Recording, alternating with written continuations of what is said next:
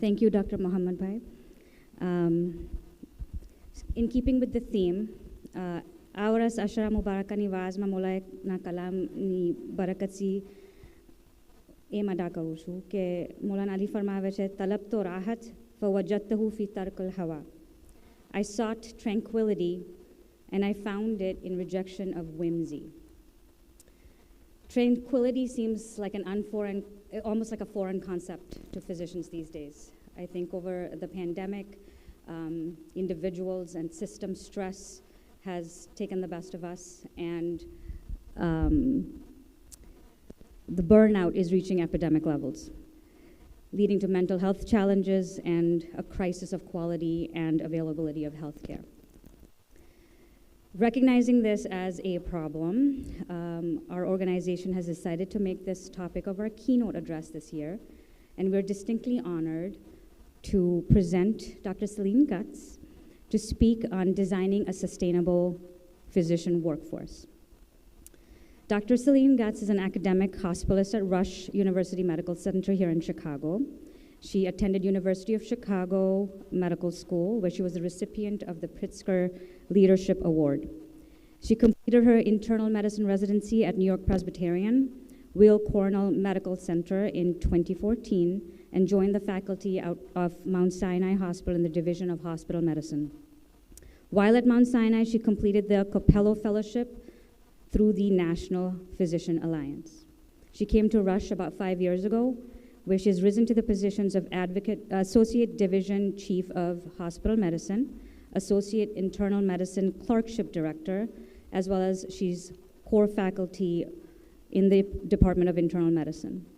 She's on the board of Midwest Society of General Internal Medicine and speaks regionally and nationally on high-value education and physician wellness and sustainability. Most importantly, she's my boss. Welcome, Celine, and thank you.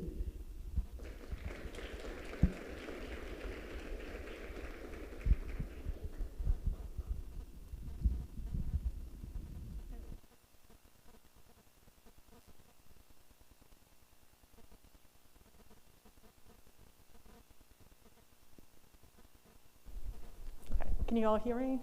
All right, good. Well, I see. I have my slides right here. Okay. Good afternoon, everyone. That was a very lovely introduction, so thank you very much, Dr. Al-Kamari. It's an honor to speak with your group this afternoon. As mentioned, I am an academic hospitalist at Rush University Medical Center, and I got involved in this, with all terms with wellness, end up sounding a little bit hooey, so I'm very sensitive to that, and if wellness is one of those things that I think a lot of physicians feel like it doesn't quite resonate. Sorry, what did I do? 1 second, everyone. Oh, okay. Down. Give us 1 second.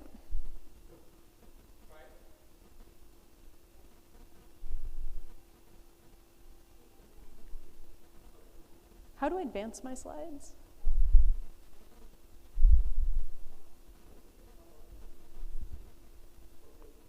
This is going to be very interesting. Oh, okay. It did. All right. All right. Excellent. Okay. So I come to this conversation about wellness from perhaps a more unusual place. I am the daughter of a physician. I grew up seeing my dad working incredibly hard, but he loved his job. And when I decided to go into medical school, I wanted to do the exact same thing.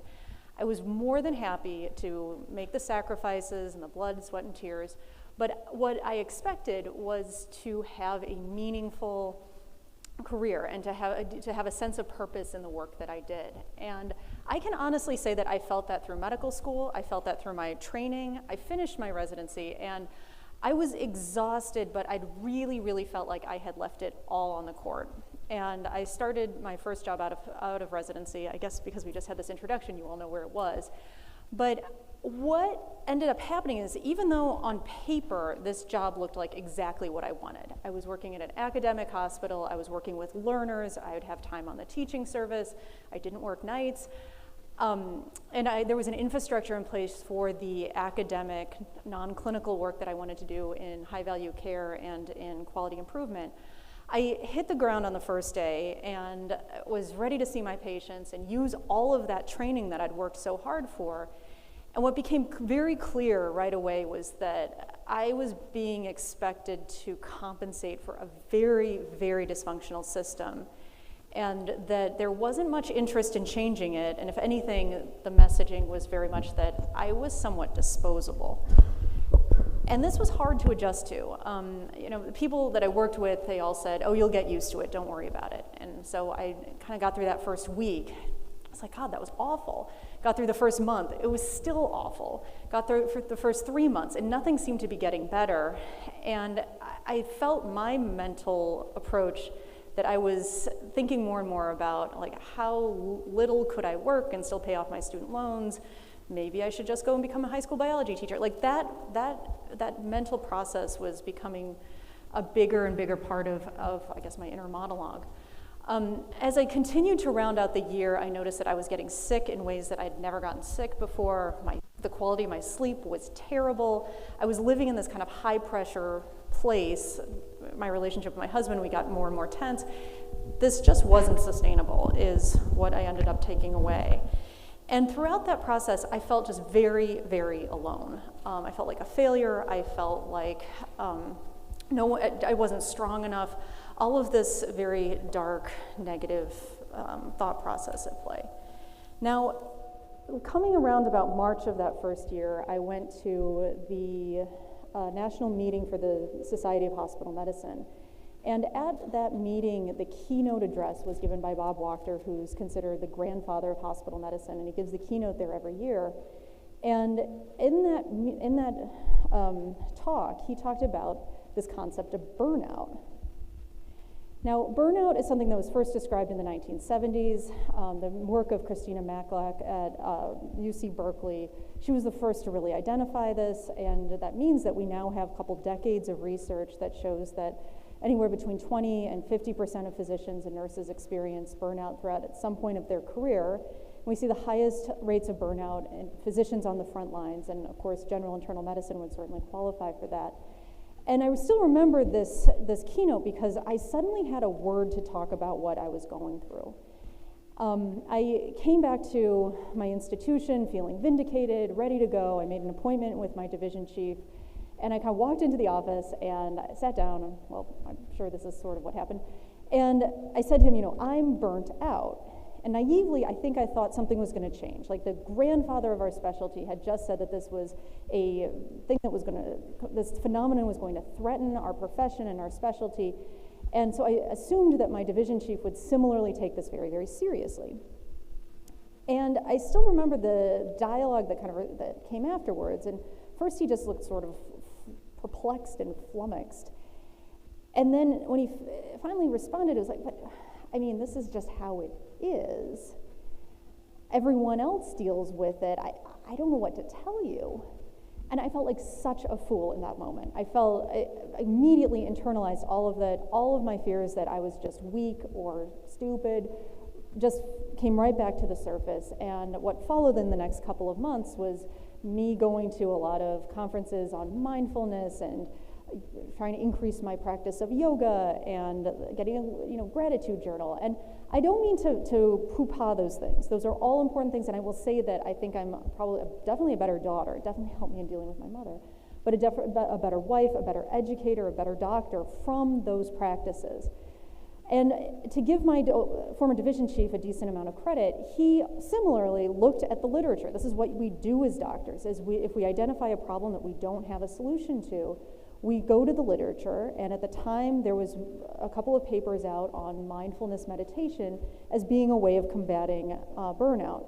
So he invited, for one of our grand rounds for our division, he invited a mindfulness person to come in and do a meditation. And I remember going to that session that day and sitting down, I was on a very busy service with far more patients than I could really realistically, take care of at a high level in a day, and kind of sat down, and we're all supposed to close our eyes and take big, deep breaths, and my pager starts going off. And I step outside, I answer the first page, I get another page, and they're coming from all different floors, and the nursing communication on each one of those floors is different, and so in order to address these problems, there's no streamlined way of doing this.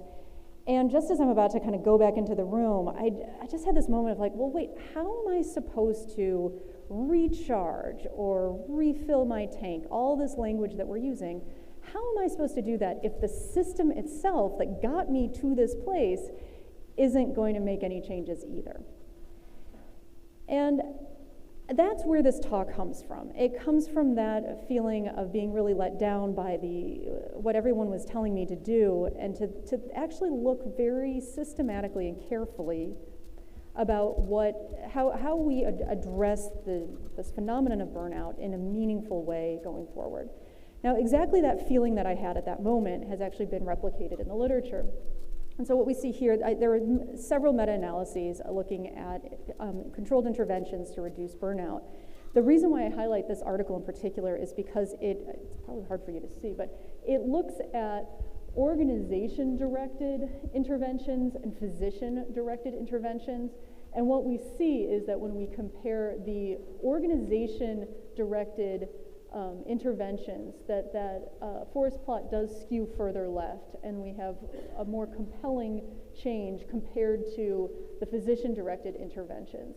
And this has been looked at to say, like, there's more to this than just having all of your group take big, deep breaths, which, again, I don't want to bash it per se, but we need to go further, and we need to go deeper.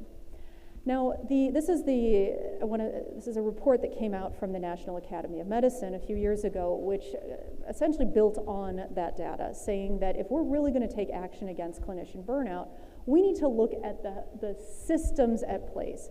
Now, I don't expect you to read this. I just have it kind of up here. One of the things I want to highlight is when they say these goals for eliminating clinician burnout and enhancing professional well-being, the language is beautiful, but it's not very prescriptive or concrete. So, I mean, I love the idea of creating a positive work environment, or creating positive learning environments, but how do we actually do that, and what kind of infrastructure do we need? So that's what I want to talk more about today. I hope that we've established, and will establish further, the threat that clinician burnout poses to healthcare and the workforce, and certainly COVID is only going to make that worse. We'll discuss, though, that there are some takeaways from spring 2020, and I know that our group has done a lot of deep diving into what worked well during that time to try to use those lessons going forward. What I will do then is talk a little bit about how we've tried to use this to make improvements in some of our own service lines.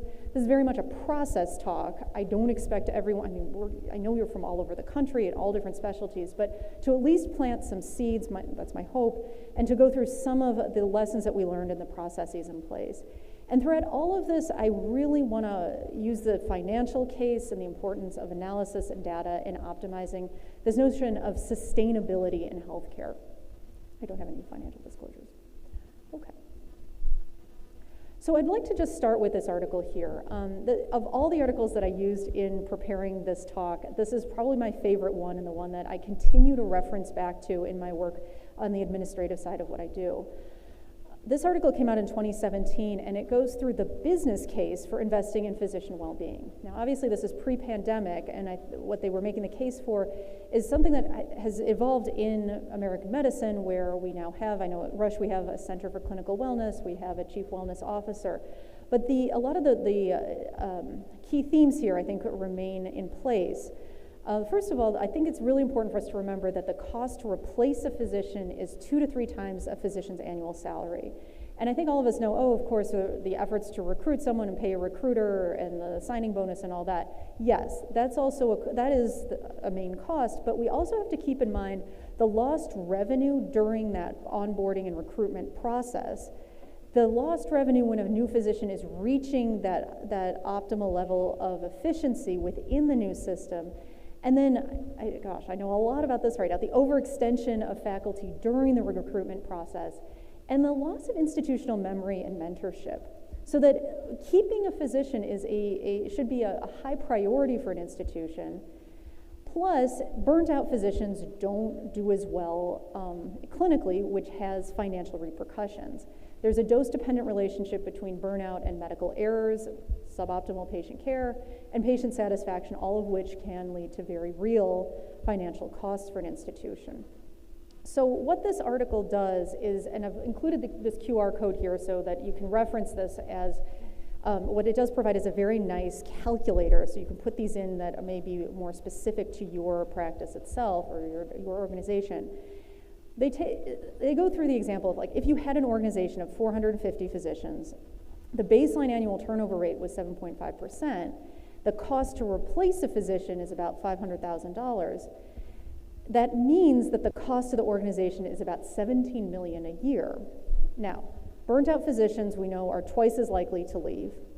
Burnout rates, we could say, I mean, this is kind of on the high side of estimation, but I think now, post-pandemic, there may be even higher.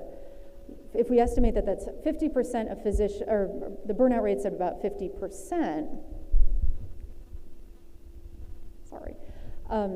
then if the institution invests, say, $1 million to mitigate burnout, and that renders the burnout rate from 50 to 40%, this means that the turnover rate would then be down to 5%, and the net there is actually in the black in this calculation at about $125,000. But there's the point that the article is making is that there is you can actually invest in physician wellness and see a financial benefit.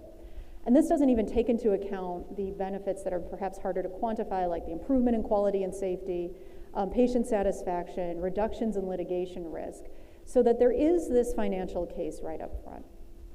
Now, I will say that I have a slide in a few minutes that looks at, in the wake of COVID, I think we're looking at probably even more physician turnover. And I know that in my institution, there's been a lot of what can we do to make sure that physicians stay here, they continue to grow, that we don't lose that. And I think that, I know I've been in many meetings where they say, well, everyone just wants to work less and get paid more. And my concern with that philosophy is that instead we're just going to have the same turnover in a couple of years. And I know what I've found to be very helpful in responding to those conversations is this article here. Now, this came out about 2 years ago, so very much in the height of that first wave, but it is an article from 2 physicians at Harvard that look at some key concepts in organizational psychology. We'll move it up. Really? Oh, is that better? It sounds even more echoey to me. Oh, they can't hear in the back. Oh, sorry. I'm hearing a lot of echoing up front. Okay, so going back to this article here. Using some key concepts from organizational psychology to inform the changes that we make. And I know I've found this to be very helpful. So first of all, understanding what motivates us to do the job that we do. And there's this concept of intrinsic motivation, so that means that we derive satisfaction from the activity itself, versus extrinsic motivation, which means that the activity itself isn't really that rewarding, but there's some sort of usually monetary reward, so that our motivation for doing the activity comes from the reward, not necessarily from the activity itself. It will not surprise you that medicine is very intrinsically motivated, that as a group we respond very well to this notion of doing things because of the satisfaction from the activity. Now, interestingly, these 2 motivators don't necessarily work in tandem. And in fact, especially for those who are very intrinsically motivated, extrinsic forces, monetary rewards, can undermine and chip away and eat away at that intrinsic motivation. And I have to say, this really resonates with me. I think as American medicine has evolved, there's been more and more focus on things like RVUs and the monetary reward component of it. Plus, there's also, it's not even just the carrots, it's the sticks. So the kind of punitive metrics, the 30-day readmissions, length of stay, all of these kind of forces that make you think that definitely take away from that rapport with patients themselves and that meaning of the work that we do. So in looking at additional lessons from organizational psychology, there's been a whole vast research literature looking at how to amplify the intrinsic motivation and psychological well-being if a profession is very intrinsically motivated. And they find that this really lies in 3 pillars. One is this notion of relatedness, which is the need to feel connected to others. And of course, that's, I think, key to the whole notion of our profession in terms of helping patients. But they also talk about the importance of the collaborative we often have. So the colleagues that we have, I know in the work that I do, I feel like I collaborate a lot with many specialists. That feeling of community, it was really a motivation to continue. Then this notion of autonomy. So the need to really have freedom of choice. And I know I feel that gets kind of chipped away at every time I get one of those pop-ups on my screen that says, are you sure you really want to order that CAT scan? Are you sure you don't want to order something else? And it's like, well, no, I'm the doctor. I know exactly what I want to do. And then this notion of competence, that you feel good at what you do. And what's interesting about this whole competence thing, a lot of this may seem like, well, that seems obvious to you. But within the business literature, there's a growing literature there that shows that one's general happiness is most directly related to how good they feel at their job. So this certainly, I think, resonates with physicians, but with the larger notion of what it is to be happy. So COVID will likely worsen the attrition in healthcare. There's been a lot of ink spilled on this in both the lay press as well as in the medical literature. Projections that 20 to 30% of physicians are contemplating leaving the profession right now, closing practices, retiring early. But I have to say that one of the things that's been interesting in the way that our group has responded to COVID is remembering that first surge. And what I will say is that in the spring of 2020, our morale was actually at its peak. And this was puzzling to all of us that were involved in the administration of the administration of our division, and so much so that my former division chief and I actually wrote an op-ed on this that I'll just read from quickly. So, as we watched the pandemic race across the globe in early 2020 and prepared for our turn to face the surge on the front lines, we were concerned. We had seen firsthand how burnout over the past several years had overtaken the practice of medicine, chipping away at the resiliency and the well-beings of our colleagues. We were extremely worried that the impending pandemic would worsen the baseline burnout of the profession and impact the functioning of our fellow providers when we and the rest of the country needed them most. As the world was shutting down, we were asking our frontline to care for increasing numbers of patients with a new disease process whose management was constantly evolving, while facing harsh realities like shortages of PPE and the exposure risks to ourselves and to our families. But in the spring of 2020, something extraordinary happened. From the beginning, our providers were all in, and they never backed down from this pandemic. In fact, there were higher levels of engagement and enthusiasm. The work was definitely more stressful, health outcomes uncertain, hours were longer, but despite all of this, the level of professional fulfillment and congenial support was unprecedented. Protocols and our understanding of the disease process were shifting rapidly, but there was a willingness to learn and adjust, and feeling that our work was important and making a difference was a powerful affirmation of our career decision. Now, I want to be very clear. It was a very stressful time. I still look back on that and still feel the palpitations, but I will say that that engagement with what my choice to be a physician, that the way that the pride that I felt in what I did was probably at its peak of my entire career. And in the time that has evolved since then, I will definitely say things have definitely changed in terms of the way that we work on a daily basis, so that our group really did a deep dive to try to understand why we did have that high morale and what we could kind of capture from that and take going forward. So here's some, I guess, lessons or takeaways from that time that I think are worth highlighting. First of all, the sustainability of what we were doing was taken into considerations at all stages of planning. And I still remember those early meetings. We were seeing the reports coming from China, reports coming from Italy, physicians, nurses collapsing in fatigue. And we said from the beginning, we cannot have that. We must figure out a schedule where everyone, the work is distributed as best as we can. We need to keep childcare and virtual learning. I mean, at the time when we were first starting these conversations, we didn't know what exactly the future was going to hold, but throughout the entire process, we continued to collaborate to say, like, this must be sustainable. We cannot wear out our staff. And I will say that was a new process for me. I hadn't seen that happen before on the leadership side of things.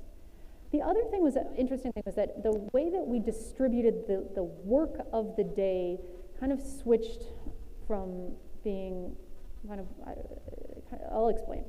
So we all at once had these non-hospitalist advanced practice providers, and they may not have had the high level of expertise on the hospital medicine that was necessary, but they could do a lot of the lower level work that we generally expect our attending physicians to do. So that meant that the attending was taking care of more patients in a day, but only doing that top intellectual work, and a lot of the, for lack of a better word, scut, was being done by advanced practice providers that could do that, and we had rejiggered the actual workflow of the day. Documentation was streamlined. We got in front of clinical documentation queries right up front. We had a team of people who were updating the templates for our notes so that it was less burdensome. We had EMR folks that were looking at the order sets and trying to make sure that it was as streamlined as possible. And as we updated the clinical guidelines, we made sure the cognitive load necessary to take care of these patients was as decreased as possible. Then services were geolocalized. This had been something we'd been trying to do for years, and it finally happened at COVID because we could kind of redesign things on the fly, and everyone was very receptive to everything we could do to make this the best possible. We developed expertise quickly and worked really closely with our consultants so that we had regular meetings where we were kind of briefed on all of the developments that had happened in cardiology and nephrology and infectious diseases and critical care every couple of weeks, and we ended up being key to the way that we advanced care for the hospital, but it felt like we were really being recognized by our consultants. Metrics weren't tracked, and prior authorizations were no longer necessary, the 3 midnight rule. So a lot of those things that I know in my work really feels like just cringeworthy was suddenly gone.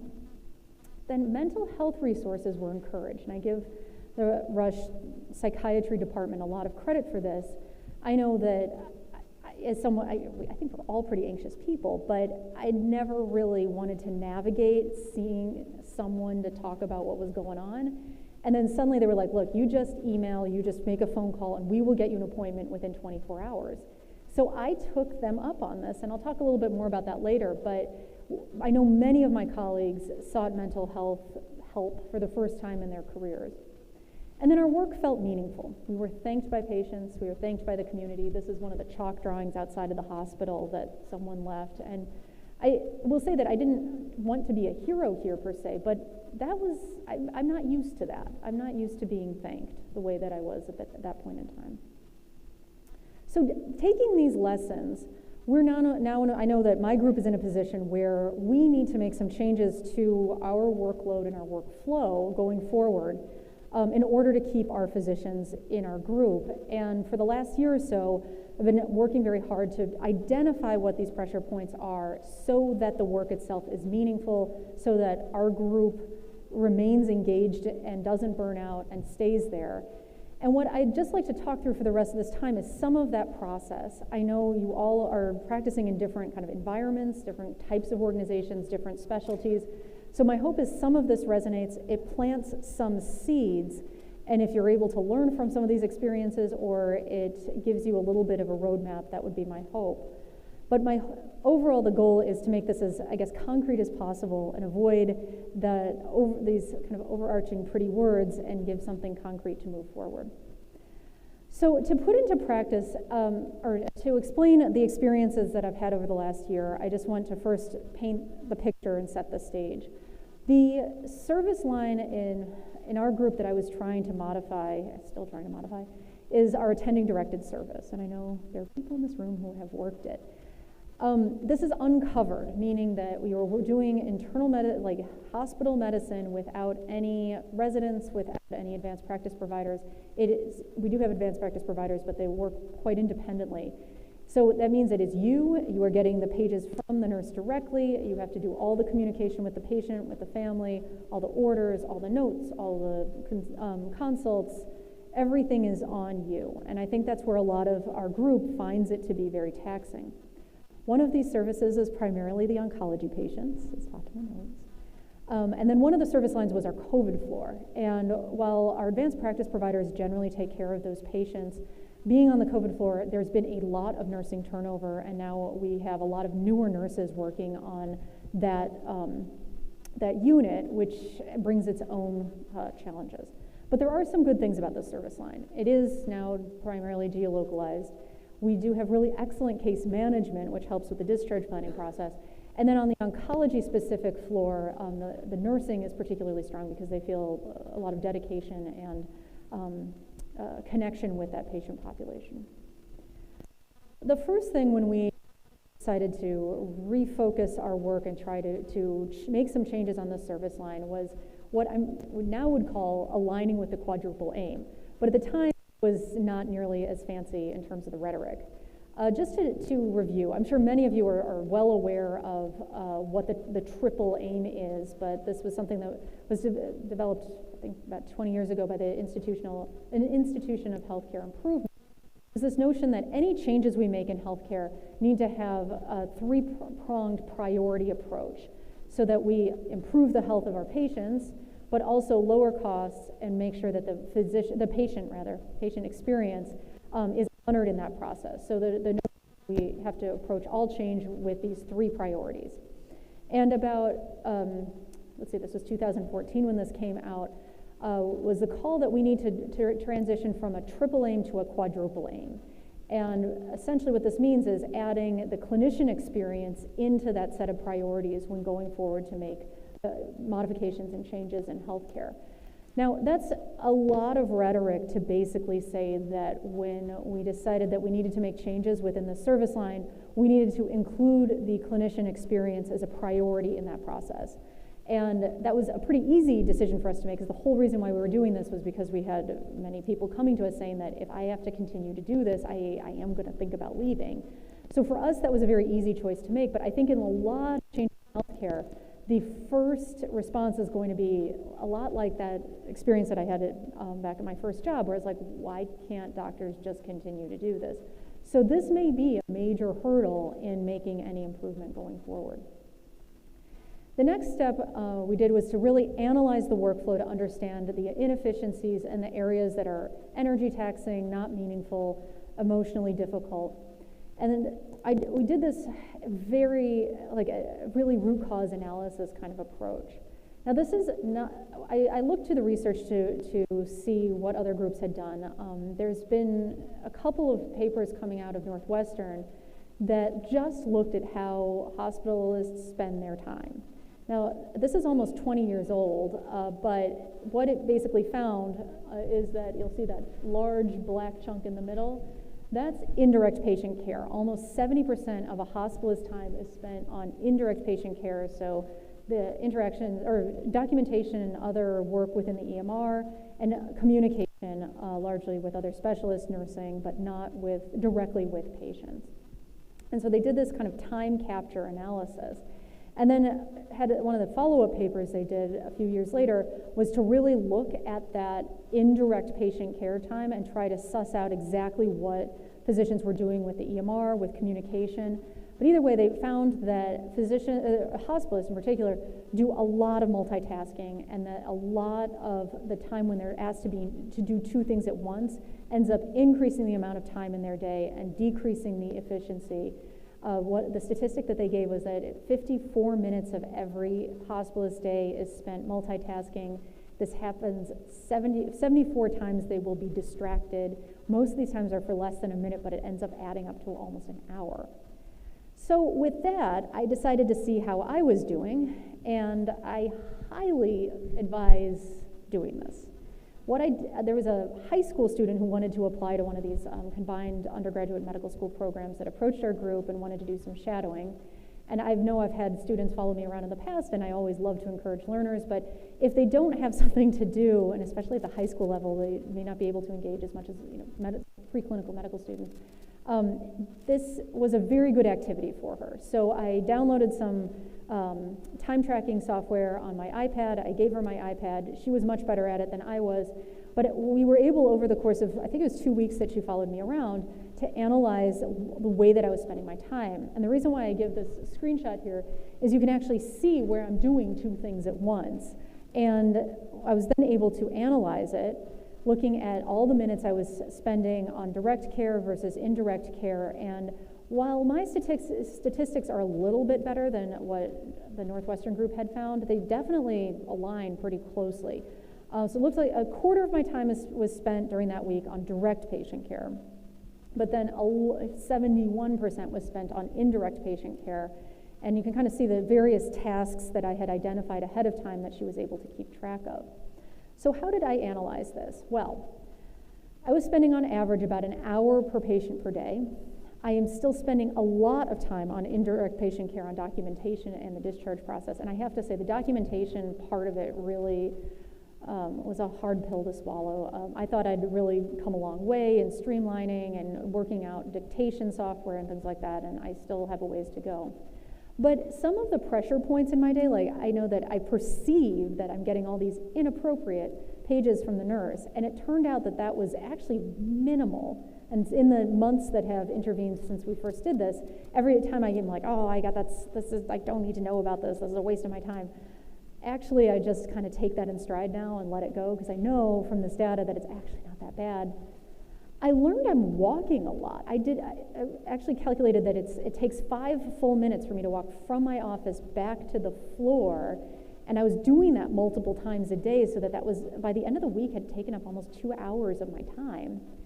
And then I still am looking at, I'll go back to it a little bit, but I'm still doing a lot of work where I'm not using my full degree in training, that there was a lot that didn't feel like it was really working to the experience and education that I've had.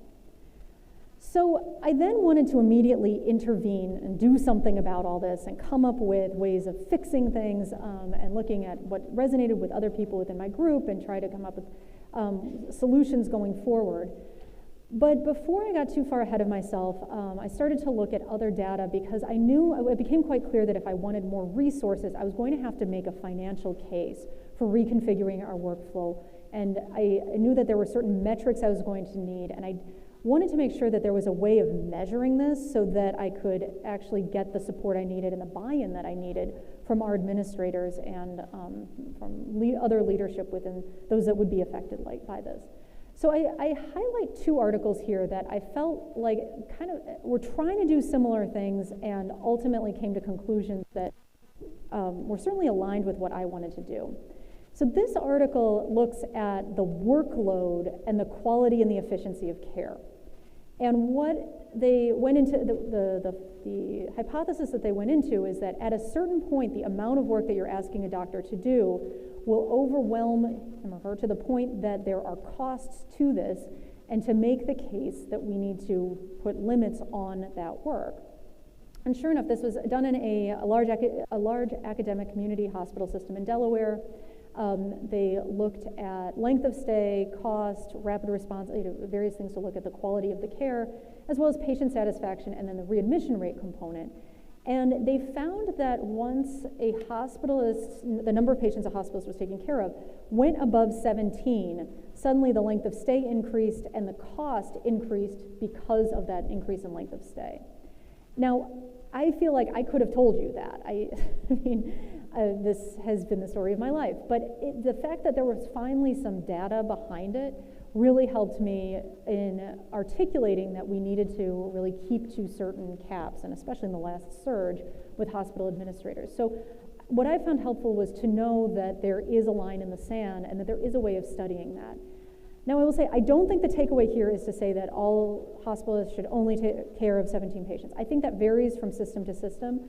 I know that in this hospital system, it's a community hospital system, that sounded like the acuity of the patients may be a little bit less than what I'm used to. They also had a discharge nurse. I don't have that. But I think it's important to recognize that you need to see where there's going to be cost to the system if you overload your physician workforce. Now, this article looked at a different question, which was the continuity of the provider and the cost and outcomes associated with that. It looked at Medicare claims in Texas. It looked at over 100,000 admissions and looked at those admissions that are between 3 and 6 days. So these are shorter hospitalizations where it's reasonable for you to have the same provider for the entire time. Now, what they found is that as a patient had more continuity with their physician, the costs after the hospital discharge decreased as that continuity increased. And that those experienced the best outcomes that had worked with the hospitals for several days in a row. This lowered the cost after the discharge. So it's not even the first study was looking at the costs within the hospitalization, and this is looking at those after discharge. So again, this is a key concept to that organizational psychology, intrinsic motivation, relatedness element that we were able to put into research and practice that speaks quite, believe me, our administrators were very interested to hear that there was a reason to really prioritize continuity as we designed our services. So with that in mind, I started to work with our group to try to tackle what in the workflow can be redesigned to really try to I'm using a lot of business terms, but that's how this works sometimes, but to optimize meaningful work. And broke that down a little bit more to think about, is there a way that we can change our staffing model perhaps? And then can we also look at the work that is really the lowest, I'm going to say yield, but lowest meaning and really energy taxing? Can that either be consolidated or can it be eliminated? And here's what we came up with. So I went back to my time analysis. I first of all looked at what could be delegated. And what I noticed is that if this could go to somebody else, that would actually mean that I could be doing more of this and potentially be seeing more patients in a day. But the question, of course, is who's going to do all of this? And this is the struggle that we continue to have within our group, though I think we may be making some progress. Now, this is not a new concept. I know many of you probably practice in the outpatient world. There's a primary care doctor that's worked in Chicago for a long time, Marie Brown, who's now very involved in the AMA and this whole portal that's called Steps Moving Forward. And I've included this QR code because I think it's worth exploring it, especially if you work in outpatient medicine, which I know many of you do. She's done a lot of work in this notion of team-based care and really looked at how to optimize your medical assistants specifically. She does a whole training program through a local community college with Rush to look at how to get those medical assistants to really practice to the height of what they can do. She does a lot of work in looking at what they can do to make sure everyone knows, and then how to reorganize your practice, meaning the doctors, so that you're focused on what brings you joy, and the medical assistant is doing as much of the lesser interesting work as possible. Now, we don't have medical assistants in hospital medicine. So at this point, it was a thought I had. I might one day get something to do a project on that, but that was made very clear to me from the beginning that was not going to be the quick fix to some of these issues. But are there some lessons here for hospital medicine?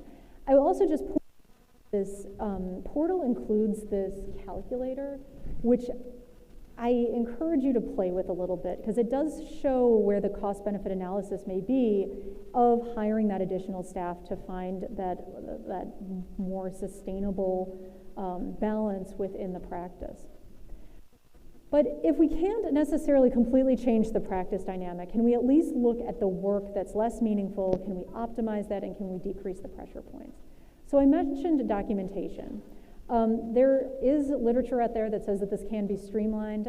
This came out in Journal of Hospital Medicine, and it looked at an intervention throughout California with house staff where they developed a more streamlined progress note, did some teaching with the house staff on how to use it, and then after the intervention, They graded the quality of the notes, which increased tremendously. They had a validated index for it. And then what they also noticed is that the notes themselves were 25% shorter, and they were dropped an hour earlier in the day. So there is hope with documentation, though I know that's something I'm still contemplating and working on. Then, can we use our EMR more effectively? And I know that we just had some EMR talk, but I know we've been looking at this a lot, especially for the interfacing with non-physicians and interdisciplinary teams, and I'll talk a little bit about that in a second. Are there technology upgrades that can meaningfully decrease the work in the day? Our residency about 2 or 3 years ago updated some of the technology in the resident workrooms, and they actually got larger screens after they were able to justify that with data that if you get a larger screen, the number of clicks that you have in a day goes down on the order of thousands. So this may be an investment, but hopefully the return on investment will come through. Something we worked on this year and we're successful with is that decreasing or eliminating that certain documents need to be printed. And if you can't get those documents eliminated, can you figure out a printer location where there's the least amount of transit back and forth in order to access those documents? And then are there interdisciplinary workflows that can be optimized, like batching pages, improving case management communication so that it decreases that multitasking that I was talking about earlier. So if we, and I mean, as much as it's nice to optimize things, what can we also get rid of? I highlight this piece in the New England Journal of Medicine that featured a hospital system in Hawaii that what they did is they asked all the employees, regardless of discipline, to nominate something in the EMR that was either poorly designed, unnecessary, or just plain stupid. And every month their EMR team would tackle one of these proposed problems. When you read the article, like the things that people are being asked to do sound very familiar, but also really make your gut like twist. And the interesting thing is not only did this improve workflow and efficiency and all those things that they were trying to target, but it also really improved morale, and the people talked about how they finally felt listened to, like someone had finally heard their pain. So thinking about what we can eliminate is, I know that's an unusual thing for doctors to think about, but I think we're so used to being told to be a team player and that we'll go the extra mile. We are not very good at saying no or questioning why some of these things go into place.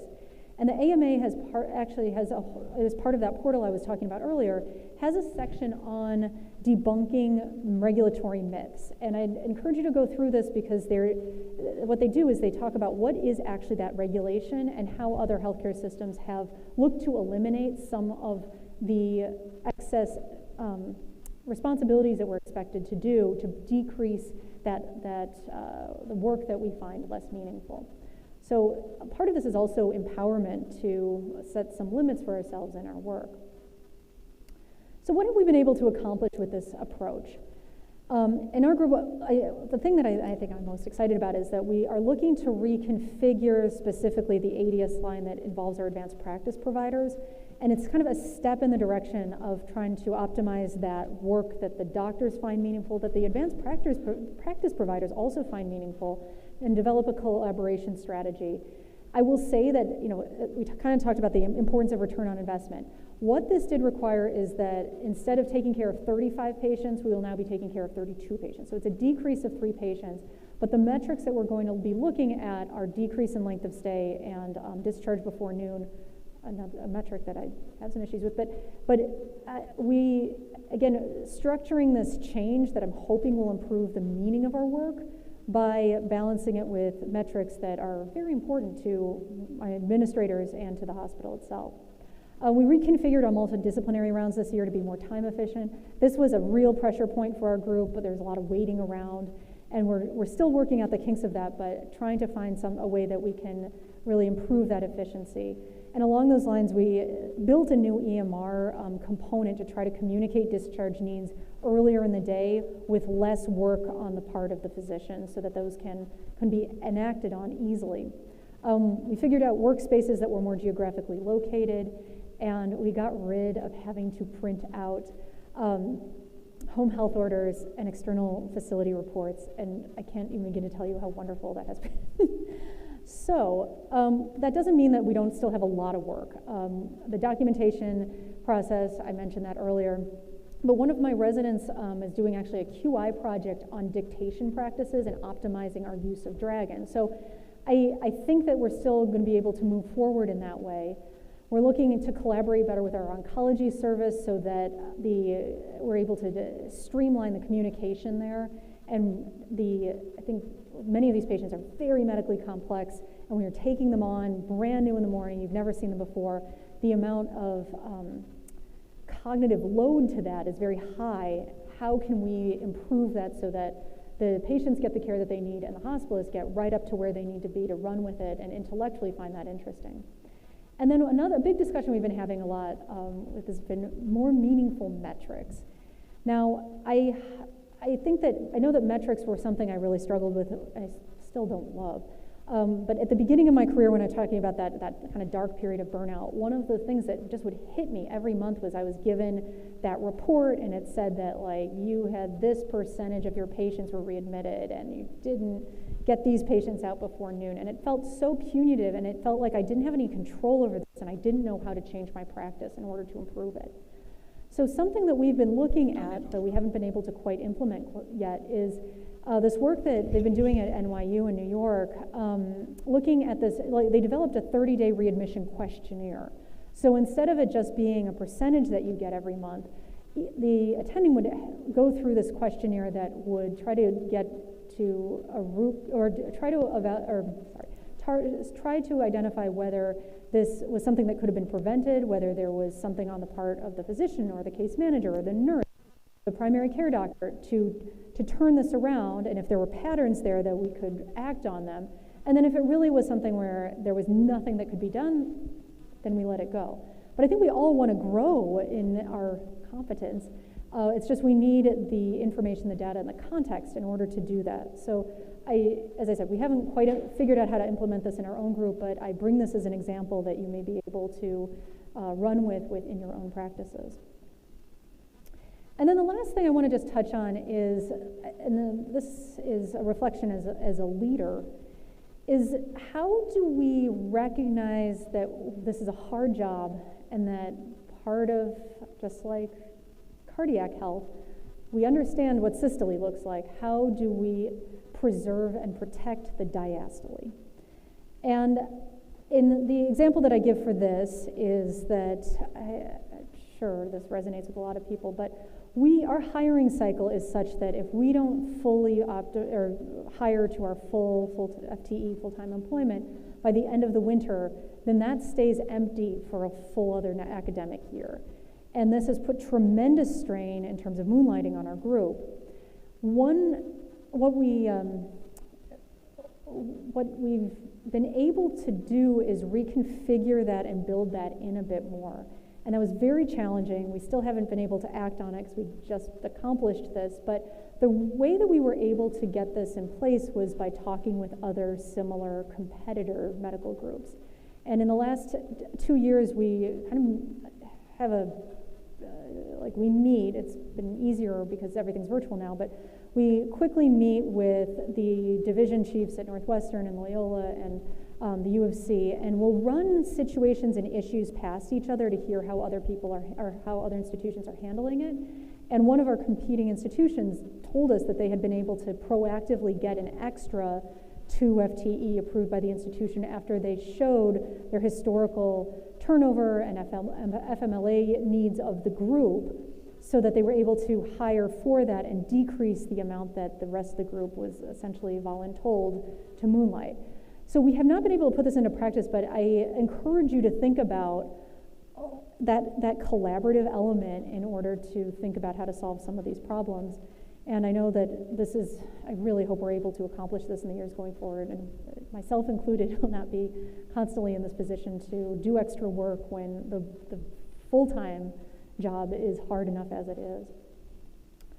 So maybe I didn't explicitly say this, but I do feel strongly that my talks on wellness do not include deep breathing exercises, but I do want to touch on mental health. I did mention that during COVID, I started to see a therapist, and it was really interesting because I had always thought that that was going to look like lying on a couch and talking about my mother, and I wouldn't be able to get away, like I'd have to go every week, and it'd be this hour of my week, and that was what had always held me back, when in fact it ended up being very different. It was really almost like coaching more than anything else, and I found it really, really helpful. Now, I don't love sharing that with a big group of people that are mainly strangers, but I do that because I do want to address a lot of the stigma that we just naturally have, well, maybe not so naturally, but we definitely have in medicine surrounding mental health. And when I give my initial talks to the residents, what I always do is I put the number for our counseling center up on a slide and say, please put this into your phone now. You don't know when you're going to need it. You don't know when a colleague's going to need it or a learner's going to need it. And if you have that information, it's going to be easier for you to navigate that in a high-stress situation. So similarly, knowing that everyone in this room is coming from different places and with different institutions that have different resources, I highlight two things that are available to all doctors in the United States. One is the Emotional PPE Project, and I have the QR code up there so you can certainly check it out. This was definitely a response to COVID, as you can imagine from the title, looking at the needs of healthcare professionals in a high-stress time. And the other that I want to draw your attention to is the Physician Support Line. This is a 1-800 number, or 888 number. It's available 7 days a week, not exactly 24 hours, 8 a.m. to 1 a.m., but it's free, it's confidential, no appointments are necessary for physicians and medical students. So two resources, if you want to put that number in your phone now, just to have it, you don't know when you might need it, a family member, a colleague, a learner may need it, but I do hope that we continue to embrace integrating mental health help as part of what it is to be a doctor, because this is a really hard job. All right, so thank you very much for your attention. I'm happy to take some questions. The folks on this slide, I really want to thank. I work with some really phenomenal colleagues. I have my husband up there as well, through whom all things are possible, it seems sometimes. I also have my contact information. I am on Twitter. Please keep in touch, but if there's any questions, I'm going to put the other slide up just to have that phone number if anyone needs it. Yes.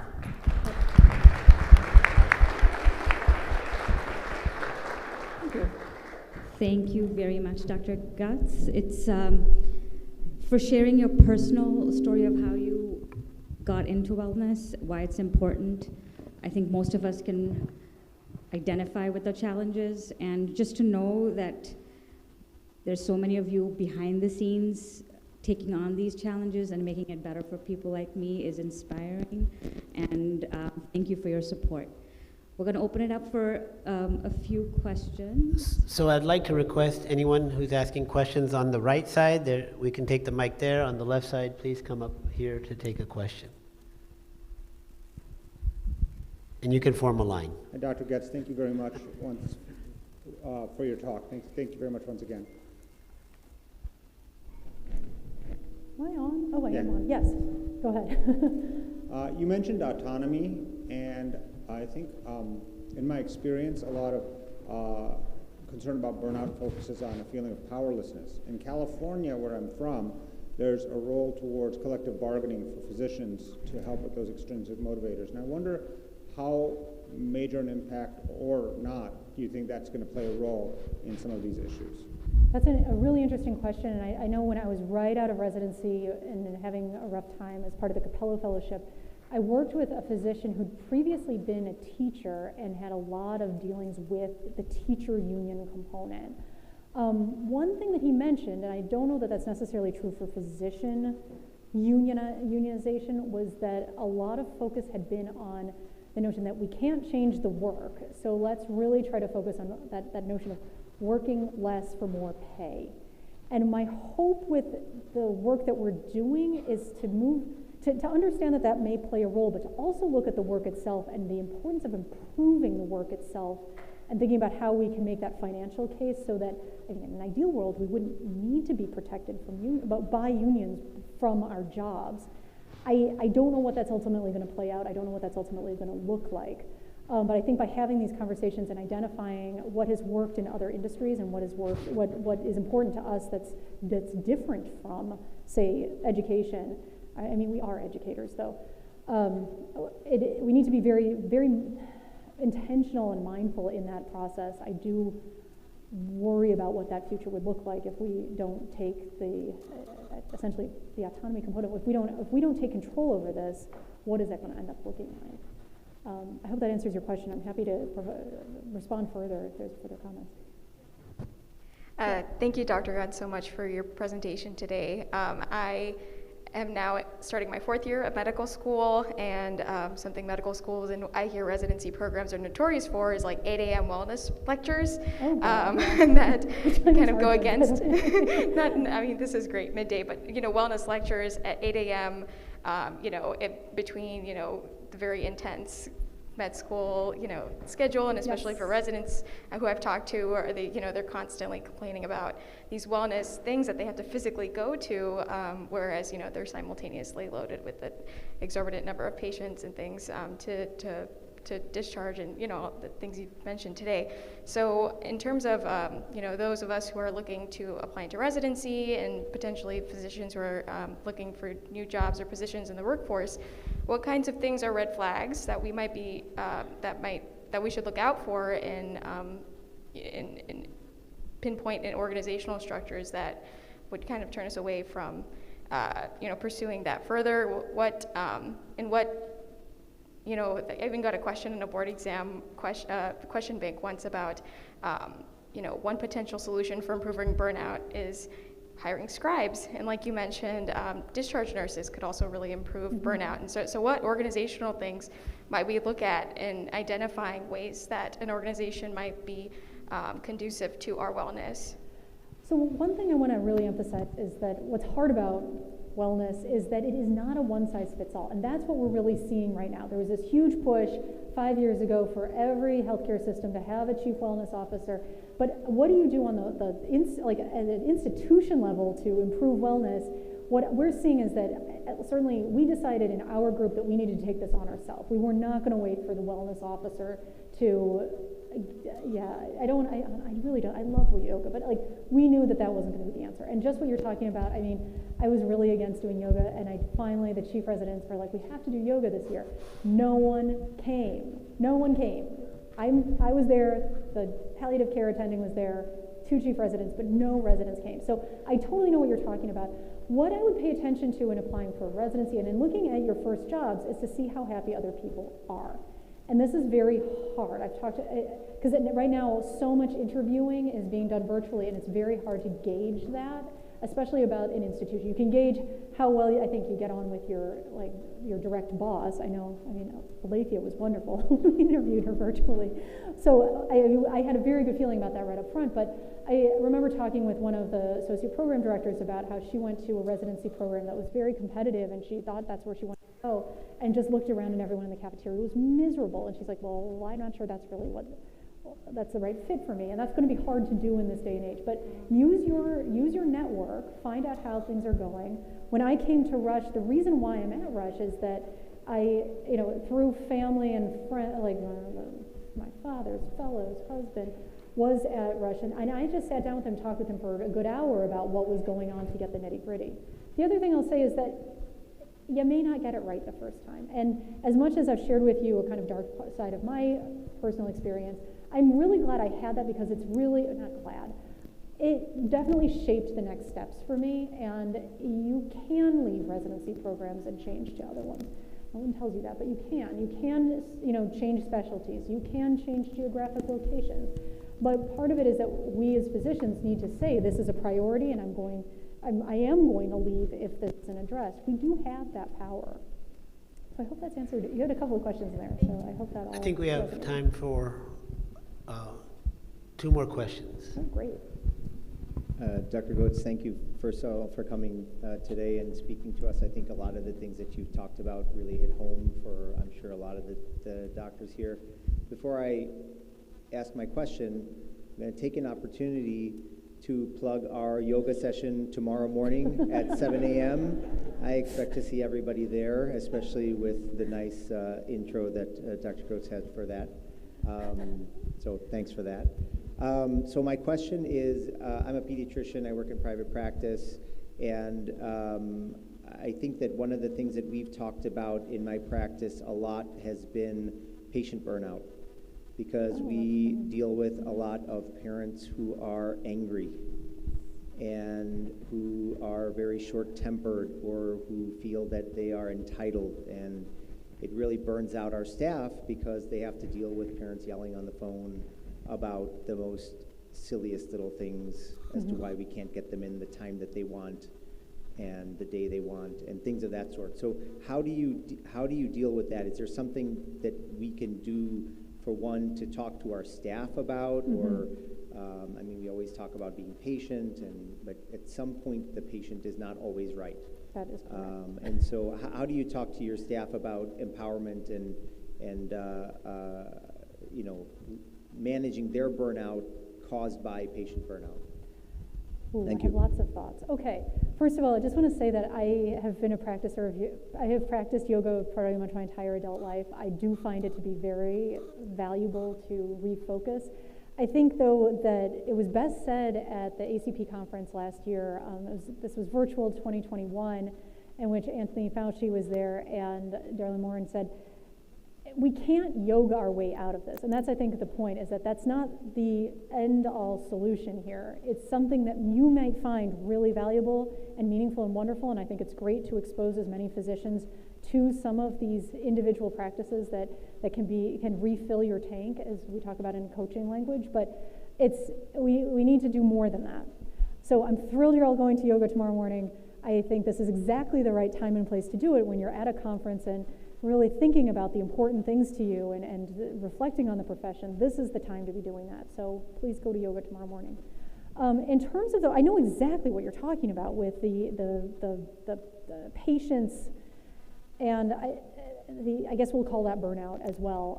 I know one thing that, for those of you who practice perhaps in New York City, one thing that really hit when I first started at Rush, like the first few shifts, and I was thanked for the first time by patients. I don't know if it's a Midwest thing or what, but it really kind of, I barely knew what to do with it.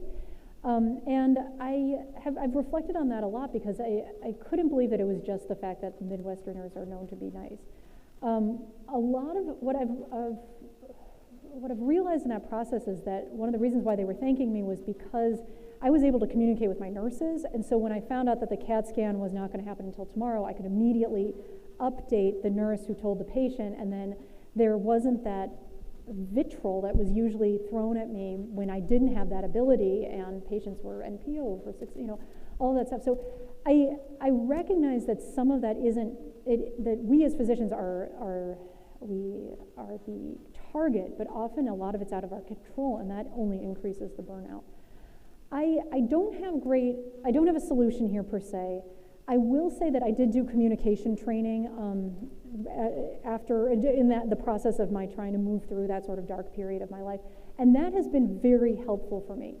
And I was known as a resident that was very friendly and nice, but having the structure in place and certain communication strategies for particularly challenging situations, that was very empowering for me and helpful, though I'm sure that you've already looked into some of that in your own practices.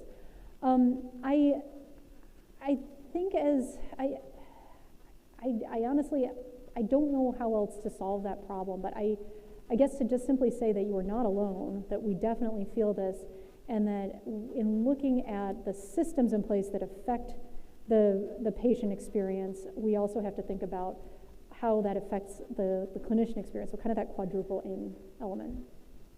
So those are my comments. I don't know that I have a solution. Oh, thank you. I was trying to find you.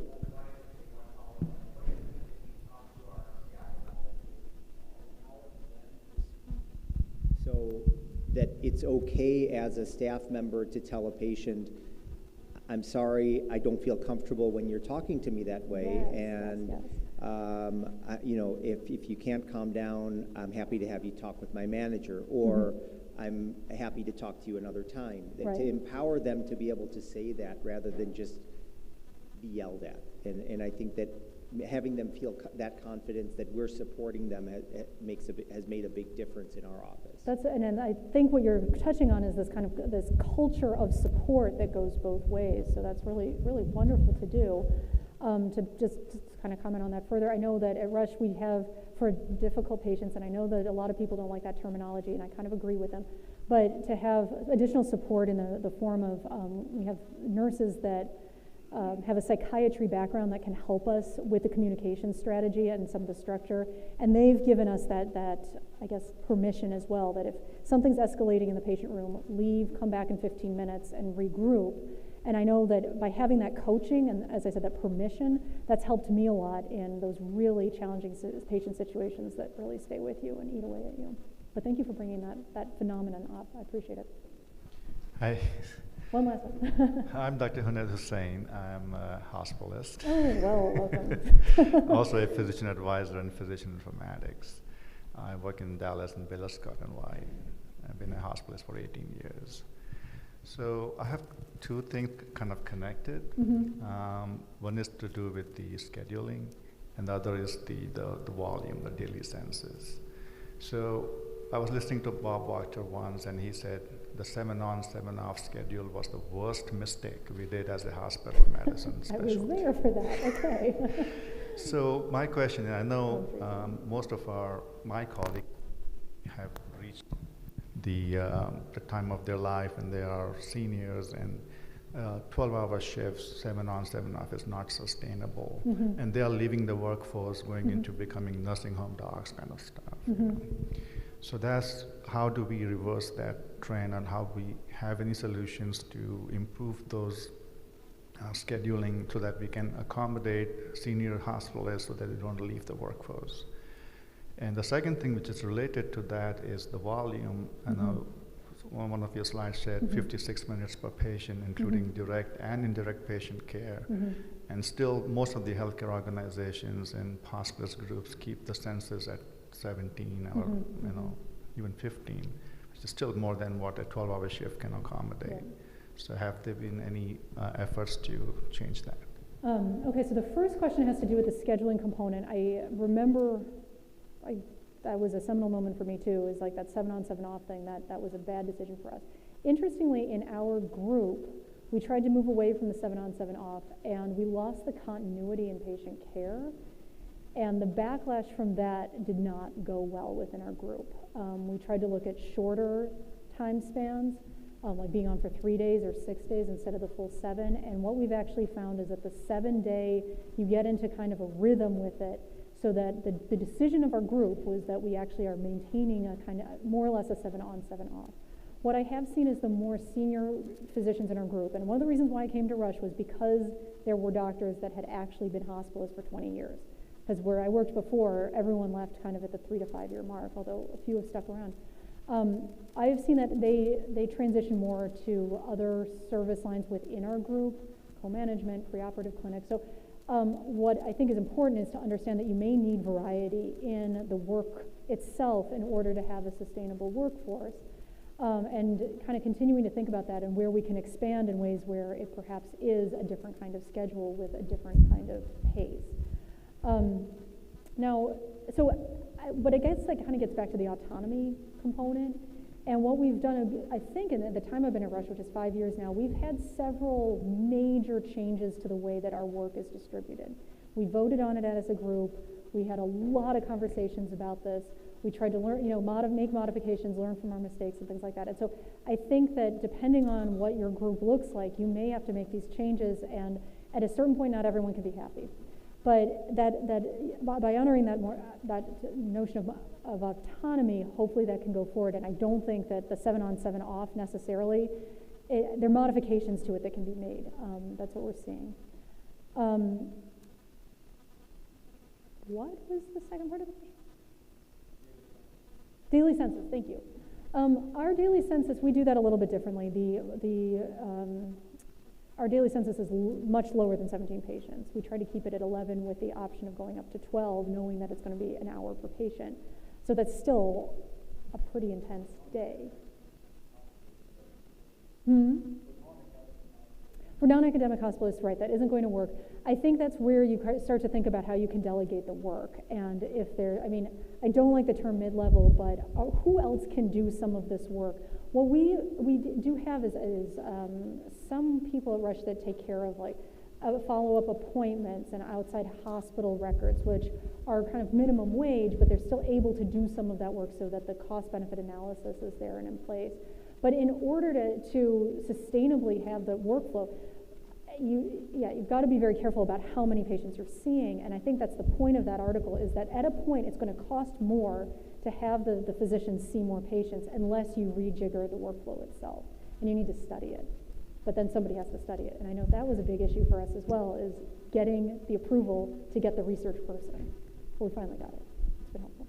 All right, well, thank you very, very much. It's really been a pleasure. Dr. Goetz, thank you very, very much for coming out and joining us. Very much appreciated. Next on our agenda, we're going to have breakout sessions. In this room will be a discussion of evidence-based medicine and interpretation of clinical trials. Downstairs we'll be dealing with our youth and the pressures of negative peer pressure. Also downstairs in the Monarch room will be our ultrasound workshop for those interested in point-of-care ultrasound.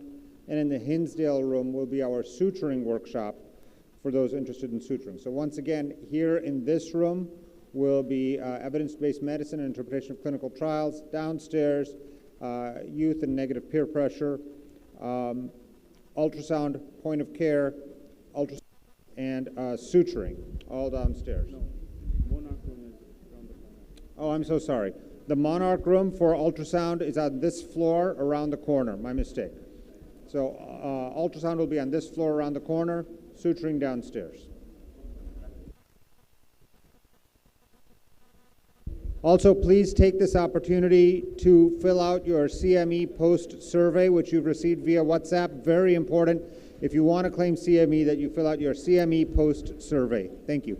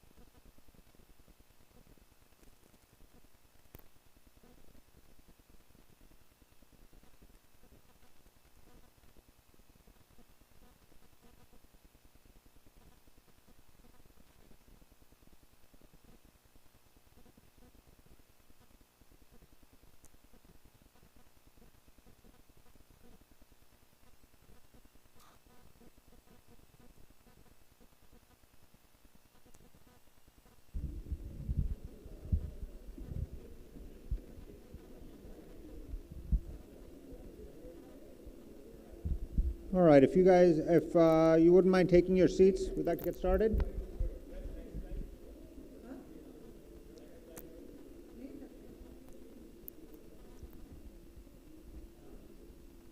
Yeah.